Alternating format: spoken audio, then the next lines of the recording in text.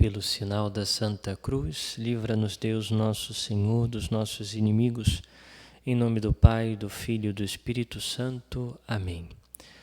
Vinde, Espírito Santo, enchei os corações dos vossos fiéis e acendei neles o fogo do vosso amor. Enviai o vosso Espírito e tudo será criado, e renovareis a face da terra. Oremos. Ó Deus, que instruíste os corações dos vossos fiéis, com a luz do Espírito Santo, fazei que apreciemos retamente todas as coisas segundo o mesmo Espírito e gozemos sempre da sua consolação. Por Cristo, Senhor nosso. Amém. Olá, caríssimos irmãos e irmãs. Vamos então ouvir o Evangelho de hoje, que está em São Mateus, capítulo 12, versículos de 46 a 50.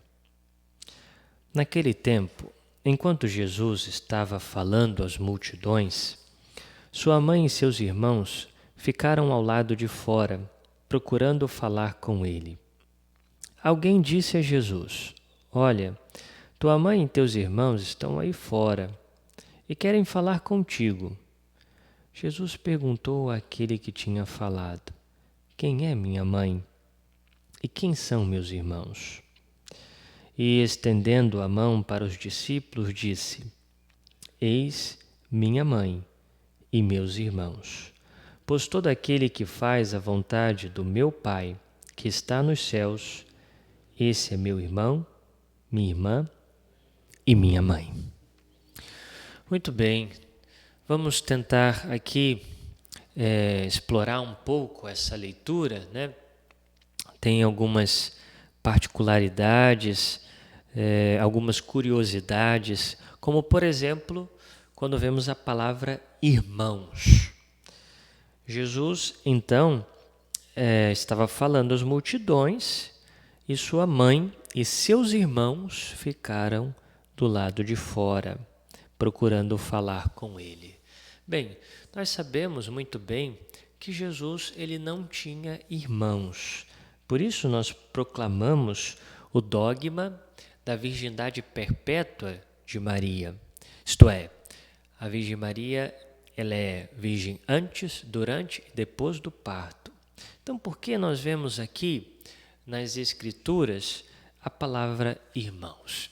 Então, devemos entender o seguinte: essa palavra, nos idiomas antigos, o hebraico, o árabe, o aramaico e por aí vai, nesses idiomas não havia palavras concretas para indicar os graus de parentesco que existiam noutros idiomas mais modernos.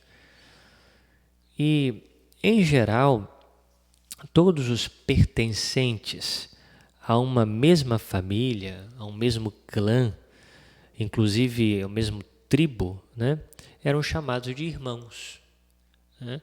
Então, se você participava de uma mesma família, mas você era primo, né, você era talvez o cunhado, né, e tal, chamava de irmão. Ou seja, porque a língua, por exemplo, a língua hebraica, aramaica, tem esse defeito, diríamos assim, né? Ela não é tão rica como as línguas modernas, né? Que diferem um parentesco do outro. E por isso nós vemos aqui que são chamados de irmãos de Jesus, né? Mas provavelmente são primos de Jesus ou talvez um outro parentesco também mais próximo, né? E depois aqui, uma outra coisa nos chama a atenção. Estava então a Virgem Santíssima, também outros parentes de Jesus, querendo falar com ele, e falam então isso com Jesus, e Jesus então pergunta: quem é minha mãe e quem são meus irmãos? E estendendo a mão para os discípulos, Jesus disse: Eis a minha mãe e meus irmãos, pois todo aquele que faz a vontade do meu Pai que está no céu, esse é meu irmão, minha irmã e minha mãe. Jesus está desprezando a Virgem Maria, os seus outros parentes, de forma alguma. Aqui vemos um elogio à Virgem Maria, quando ele diz: pois todo aquele que faz a vontade do meu Pai, que está nos céus, esse é o meu irmão. E a Virgem Maria foi a primeira, né? E com excelência fez a vontade do Pai. E por isso vemos o elogio a Maria, né? Mas uma outra coisa interessante é que Jesus quer nos ensinar que no seu reino, né, os laços de sangue não prevalecem. No seu reino, o que prevalece é o laço da fé. É o laço da fé. Pois todo aquele que faz a vontade do meu Pai, ou seja, aquele que tem fé, obedece o Pai.